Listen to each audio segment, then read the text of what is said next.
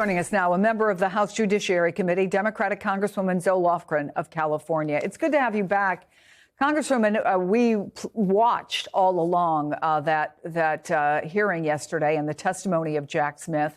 You and your Democratic colleagues made it clear you don't think Smith should be prosecuted, that there's no basis for him to be prosecuted. But is there anything you can do to stop it if the administration decides it's going to go after him? Well, Trump has corrupted the Department of Justice, and they may corruptly indict Mr. Smith. He indicated that he would not be surprised if they tried to do that. But fortunately, we still do have the rule of law in this country. We have juries, we have courts, and what he pointed out in his testimony yesterday was who the criminal is Trump. He had the case, he had the goods on him, he had the evidence, and he was confident, and based on what I've seen, he was right to be confident that he could prove beyond a reasonable doubt in a court of law that Trump was a criminal. All of this other stuff is a diversion from that. So we shall see what they do, but it is not legitimate.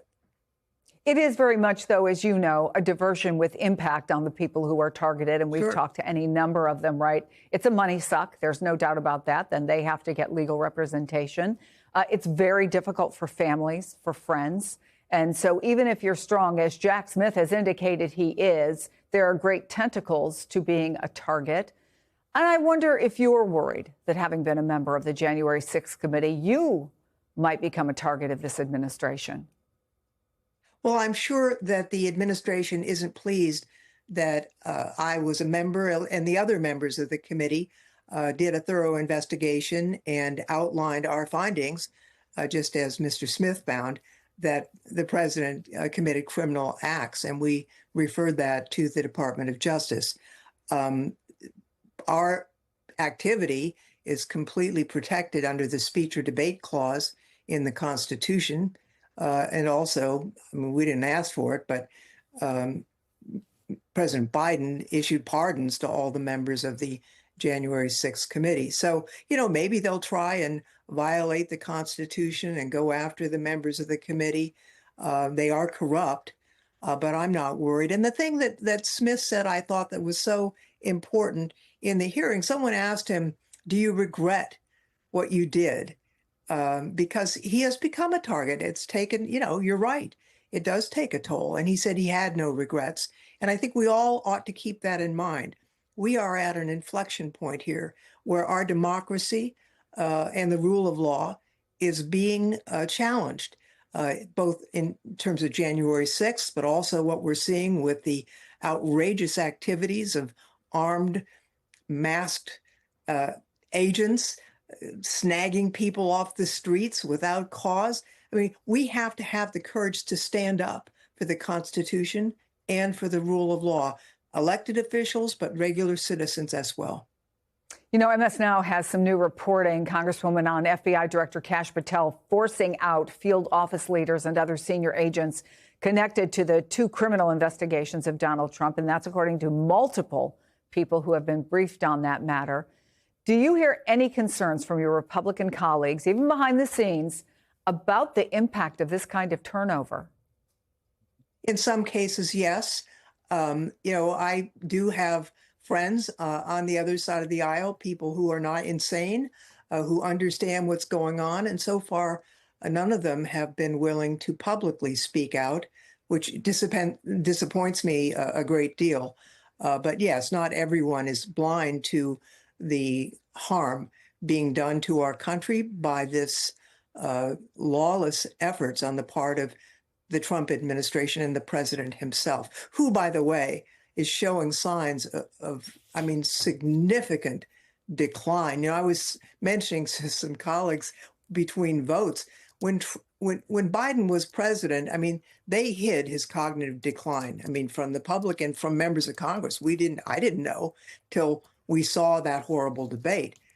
In contrast to this, they're not hiding the dementia that has become increasingly apparent with President Trump. What are we going to do about that, this threat to our country and his irrational actions, both domestically and internationally. I should say we don't have a diagnosis of Trump, but we have proof of what has been happening on the streets of Minneapolis. And if I can take a little turn, I think you have grandsons. I don't know how old they are, Congresswoman, but we all know what it is to have 5-year-old little boys in our life. And there is a picture that has gone viral of a little boy in Minneapolis who is just taken by ICE officers and is staring into space with his little hat and backpack. I don't think you have to be a mother or grandmother to be moved by this, but you are. So I wonder what your reaction was when you saw it. I was really just appalled and sickened by that. I mean, a little guy like that, and here come a bunch of scary looking guys in masks with guns, and they're taking this little boy. I mean, it's over the top. It's like outrageous, outrageous. I've been Is there there. anything you can do about it?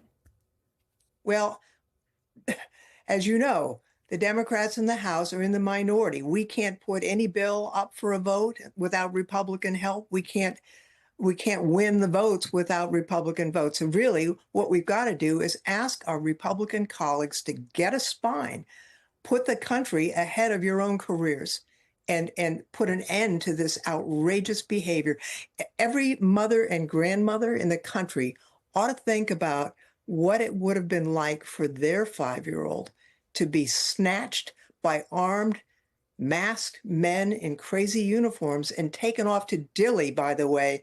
I've been there. It is a horrible place. It's a prison.